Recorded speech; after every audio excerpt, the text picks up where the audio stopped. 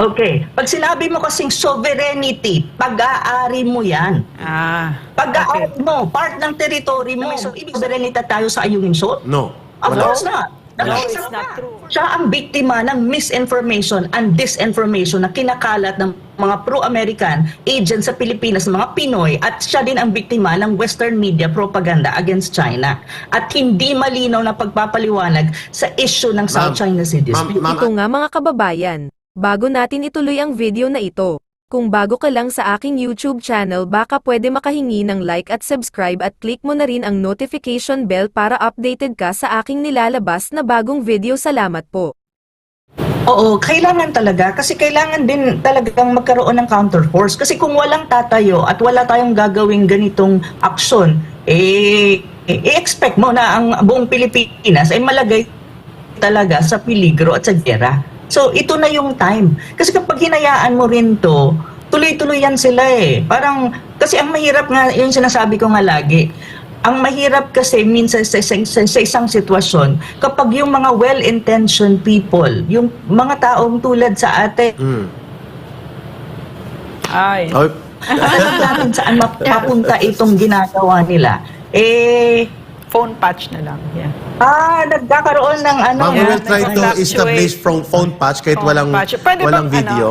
Kaya you can hear me, di ba? Mag-phone patch ka na lang para masayang na Ang ganda ng sinasabi niya eh. Could you comment on this? Kasi somebody sent this to me, okay? Go ahead, ma'am. He said that the shoal, the Ayungin Shoal, is a symbol of our sovereign rights, of our jurisdiction, of our dignity as a people, and the Chinese now have already occupied the Mischief Reef and fortified it. They do not allow our people to fish inside the Scarborough Shoal. They even boarded the boats of our fishermen and took away the best of their catch. And if our people are not aware of it, and of its significance, then we should educate our people. And then he goes on to say that you are a victim of the tactics of the Chinese, and you're being played and used against the very interest of our country. What is your comment on that? Go ahead, ma'am. May I just backtrack again, because he also says China does not want war. It cannot afford to lose anything right now while it is building its capabilities. What China does is foment division among the ASEAN. Wow. It is dealing with it in its pursuit to control over the South China Sea than within the state, even if the latter is weaker. Go ahead, ma'am.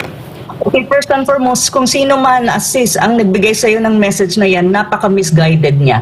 Because? To be very straightforward about it. Because? First and foremost, I am not a victim of tactical whatsoever of China. I'm not that stupid. I have my brains, for God's sake. And I'm doing a PhD. And even before doing a PhD, marami na po akong napuntahang bansa at marami na po akong experience na alam ko kung paano gumagalaw ang mundo. Kaya please na. Okay. Second, I'm not pro-China per se. But I will first and foremost clarify that answer. If papipiliin din ako between China and the United States, I would rather be on the side of China rather than on the side of the evil empire. That is a qualified answer. Now, I will join I'm a you there. Philippine. Maraming sasama sa iyo diyan, ma'am. Lalo na kung ang pinag-uusapan ay pagrespeto sa dangal ng malayang bayan kagaya sa atin. Okay, tingnan na lang nila ang history ng China at ang history ng United States, for God's sake.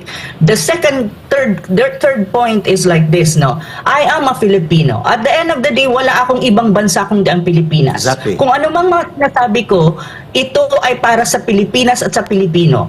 Third, Ayungin Shoal. Ang Ayungin Shoal is a very complicated issue. First and foremost, we don't have sovereignty over that area. We only have sovereign rights. That's because of our exclusive economic What's the difference? Anong What's the pagkakaiba? difference between sovereignty Ang and sinabi- sovereign rights? What did you say? What is the difference again between what you made a distinction? What was it again? Sovereign authority Okay. versus sovereign rights. Okay. Okay. Pag sinabi mo kasing sovereignty, pag-aari mo yan.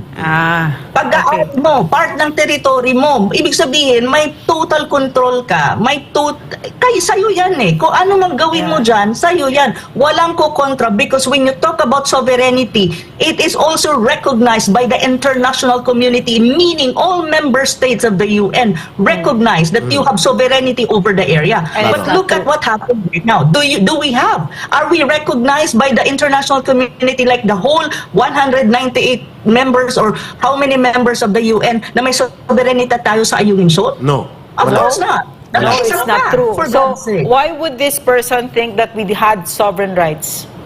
Siya ang biktima ng misinformation and disinformation na kinakalat ng mga pro-American agents sa Pilipinas, mga Pinoy, at siya din ang biktima ng Western media propaganda against China. At hindi malinaw na pagpapaliwanag sa issue ng South China Sea dispute. Ma'am Ana, para Pangalawa. mapakinggan po ng ating Yeah. ordinaryong mamamayan. Yes. Palawan, Cagayan Valley, Batanes, sovereignty, tama. Mayroon tayong authority, Atin yun. Yes. Okay. Ayungin Shoal, not sovereignty, sovereign rights. No. Meaning, Sovereign right. other Meaning- countries claim that also, It's just claims. claims, Yes. at hindi natin siya Yes. direct na teritoryo. Tama ba? Yes. Correct. Yes, tama It's not ka dun just ka, Eric. it's not just the Philippines that has these claims. There are other No. people claiming, there are other countries claiming. Country claiming. Yes. Yeah. It's Klaro. a claim. Klaro. Kaya nga disputed because there are different and overlapping claims. Oh, okay. Ma'am, pangalawa, para mag-guide namin ng... mayroon Okay, akong go ahead. Oh, meron akong kay Ka Eric kanina nung sinabi niya, Batanes, Palawan. Palawan.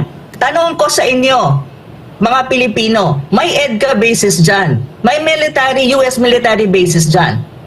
Sino ngayon ang China ba, ang United States? Exactly the point. Atin yan eh. Within our territory, we should have control over those area. Pero tanong, pag sinabi mong US military bases, we don't have control over the area. Kahit na presidente natin, hindi pwedeng pumasok sa US military base eh. Because that is being considered as a territory of the United States. Extraterritorial authority daw nila yan, ma'am. Tama ka. They say that's not true, Professor Ana. They say that's not true, Kasi there's a difference. Oh, It's not bases. It's EDCA. This is so therefore it's still the Philippines that has sovereignty over it. It's not true. Ang katawa-tawa, Nagmamalahan Ma'am ba Ana, tayo? Ma'am Ana, ang katawa-tawa, Professor Ana, kampo natin. Pero sa loob ng kampo, nagbabase militar ang Amerika. Yun ang Yes. hindi kagaya noon na talagang kinilaim nila buo. Para itago ang pagbabase militar, kailangan ang muka niya, kampo pa rin ng Pilipino. Pero sa loob, nagkakampo din at nagpoposisyon ng armas pangdigma ang Amerika sa loob ng mga Philippine military camps. How laughable Yes. is that? Oo, yan eh. Para yung facade eh. Alanganan naman syempre sabihin ng mga Amerikano na hindi, amin yan. Because that already an implication na talagang violate nyo ang Constitution ng Pilipinas. Kasi ano bang sabi ng Constitution? Hindi pwede at hindi pinapayagan magkaroon ng foreign military bases sa Pilipinas. Tama. Ano pa yung sinasabi ng Constitution? Hindi pwede ang tinatawag mong foreign troops sa Pilipinas. Pero paano nila dinaya ang BFA? Rotating. Sa rotating, hindi nga alam kung hanggang kailan magro-rotate at walang specific dates.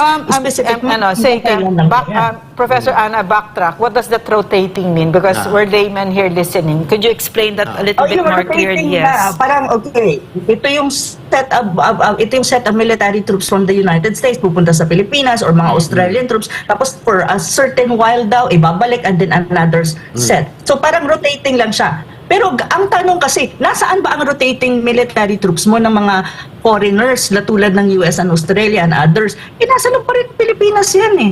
Klaro. Hindi Tama. lang siya permanent. Hindi siya permanent. Pero at the end of the day, nandun siya. Pero ang problema, wala ka namang specific timeline for that eh. Ma'am, Hindi malinaw ang timeline dyan eh. Hindi So, ang permanent, tanong, pero labas-pasok. Oo. Anytime. Oo. Yun. So, sa ang permanent kasi, kumbaga, kumbaga, din yan, hindi daw permanent. Pero kumbaga, andyan. ang ibig sabihin ng permanent, isang grupo na nandyan. So, sinabi nila, hindi forever. naman permanent, Oh, pero labas-pasok nag-iikot lang sila, nagro-rotate sila. Oo, tas Ngayon, labas-pasok. Oo. Yun. Ma'am, ginagawa- pangalawang tanong. I Ang see. tanong kasi, ang bottom line sa tanong dyan, ka Eric at Sis, asan ba ang mga yan? Nasa kanila ba o nasa loob ng Pilipinas? Sa loob ng Di ba Pilipinas. nasa loob ng Pilipinas? Oh, precisely. So, ang tanong ko naman, pagdating sa EDCA, sino ba ang may sovereignty ng dapat pagdating sa mga areas na yan? Di ba tayo? Tayo Dapat. may control. May control ba tayo? Tatanungin ko kayo directly. Totoo ba ang may control ang mga Pilipino sa mga EDCA bases? Hindi nga transparent yan, ma'am. Yeah, Walang hindi nga transparency dyan. Walang report dyan Hindi eh. mo masasabi Walang na pwedeng inspect. information that, no? We cannot inspect all their armaments, all their equipment na nakalagak sa No. loob ng Philippine military camps. Hindi nila pinapayagan. Hindi, kasi kahit saang bansa ka na may military bases, permanent or non-permanent man yan, pag United States, they would treat it as their own territory. Kahit saang bansa ka pa, Middle East, Asia Pacific, or else, even in South Korea, in Japan, and all that. That's why people in this country doesn't want military bases ng United States. Professor Ana. Natin. Yeah, Professor Ana, how many military bases does the China have outside China? None. Chinese land. None. Not even one. None. The US, how Not many even military? one. Meron sila sa Djibouti, sa Africa, pero it's not a military basis. It's much more some kind of an installation just to protect. Kasi medyo delikado yung area na yun ng Africa na mayroon silang parang isang contingent ng kanila na nagbabantay dun sa mga tinatawag mong Chinese investment. Baka si Franz Kasi Castro. may magulo. Natanong ni- No, wait. So, but yeah, let me Yung just Amerika. continue. So, but how many US bases outside the Oh my US, God. military bases does Worldwide, the US have? worldwide. How many? Worldwide, it's more than 300 Yeah, more than plus. 300. I agree. Wow. Across the world. Across the world. In the Asia Pacific region, there's a lot. Lalo, thank you to Bongbong Marcos. Ma'am Dumami. Ana Malindogoy, Pagdag ng apat. patanong ma'am, patanong. Yeah. Opo. Para mapakinggan ng lahat at ni Jay Tariela at pati na ng mga kaibigan natin sa Armed Forces of the Philippines. Yes. The US is 10,000 miles away sa rehiyon natin. Yes. Ang China halos katabi lang natin. Kapitbahay. Kapitbahay Yes. talaga. But the US, long time ago, 30, 40 years ago pa, or 30 years ago to be conservative, nag-put up siya dito ng OSPACOM dati. US Pacific Command. Na ngayon tinatawag niyang US Indo-Pacific Command. Does China have the same equivalent Counterpart, of deployment of military naval forces ready to go to war at the onset of switch na gusto niyang gawin sa teritoryo na mismo siya ay nandito samantalang ang Amerika ay nandito at iginigiit niya. Pro-China ka, Eric. At iginigiit niya. Lagot ka kay Tariela. Pro-China ka. Iginigiit niya na ang nagmi-militarize daw sa region ay China. Please educate our people and us. Yes, please. No, there's no such thing. Walang military outpost ang China sa iba't ibang panig ng mundo, even in the Asia-Pacific region.